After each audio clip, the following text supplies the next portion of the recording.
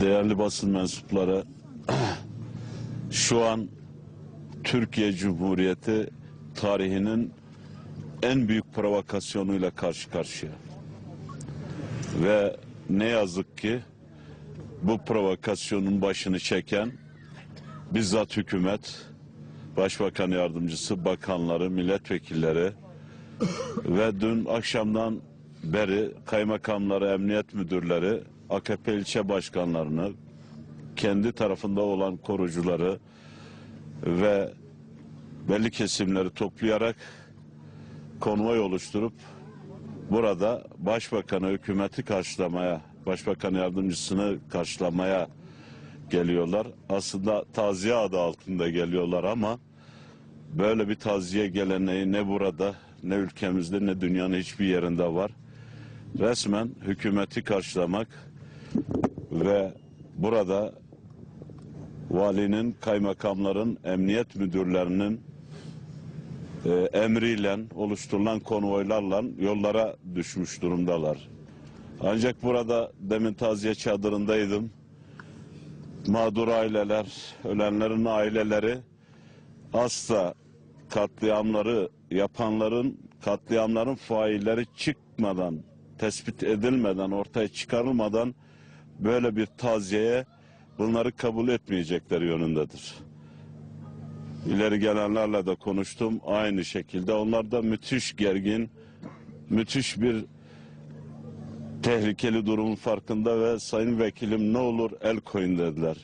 Şu an itibariyle hayatını kaybeden Hamza Öncü'nün kız kardeşi Berivan Öncü kendini bu nedenle protesto etmek için bıçaklamış ve hastaneye kaldırılmıştır. Sizden aldığınız bazı duyumlar da vardır. Bunu söylemek istemiyorum.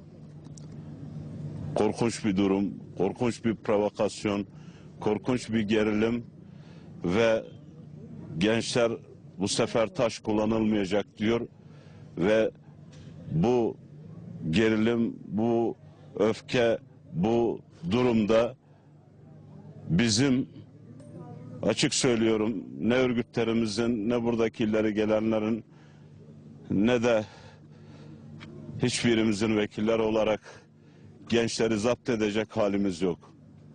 Çok açık söylüyorum, çok büyük bir provokasyon, çok büyük bir katliama zemin hazırlayarak adeta bunun altyapısı oluşturarak hükümet buraya geliyor. Böyle bir geliş, böyle bir devlet çıkışı buraya halkımız tarafından kabul görmüyor. Failleri bulun diyorlar. Şırnak halkına gelince bizim partili olsun olmasın, Şırnak halkı, demin AK Partili milletvekili adayları da buradaydı, taziye çadırındaydı, beraberdik. Halkımız normal örf adet çerçevesinde zaten taziyesini yapabilir, gelebilir. Ancak devletin görevi şu an buraya gelip gösteri yapmak değildir. En küçük basın açıklamasına tomalarla, panzerlerle saldıran hükümetin burada 35 canın toprağa verildiği bu gerilimli ortamı provoke etmeye hakkı yoktur.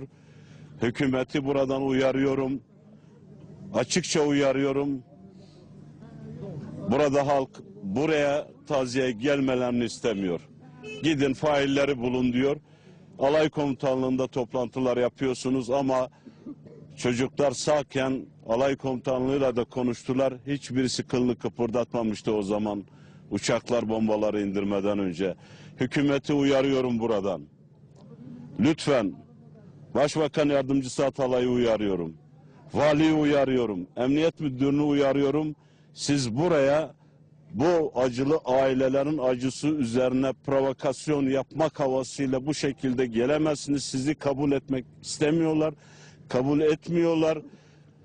Lütfen sağduyulu olun ve bir daha düşünün ve lütfen konvoylarınızı yollardan çekin.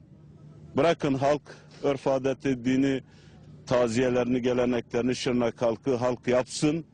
Siz ailelerin açık isteği, failleri bulun, gelin taziye çadırında, size de yer açılacak diyorlar. Ama bu şekilde bir geliş Türkiye Cumhuriyeti'nin en büyük provokasyonudur. Provokasyonun başında şu an hükümet çekiyor, uyarıyoruz.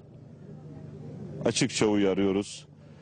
Bütün Türkiye'yi bu konuda duyarlı olmaya çağırıyoruz. Buralarda herkes silahlıdır. Bu dağlarda herkeste silah var. Ve ne olur? Bu provokasyonu durdurun. Sayın Başbakan'a sesleniyorum. Bu provokasyonu durdur. Diyebileceğim Şırnak milletvekili olarak başka sözüm yok. Ben taziye çadırına halkın arasına gidiyorum. Şehit! Nameref! Şehit! Nameref! Şehit! Nameref!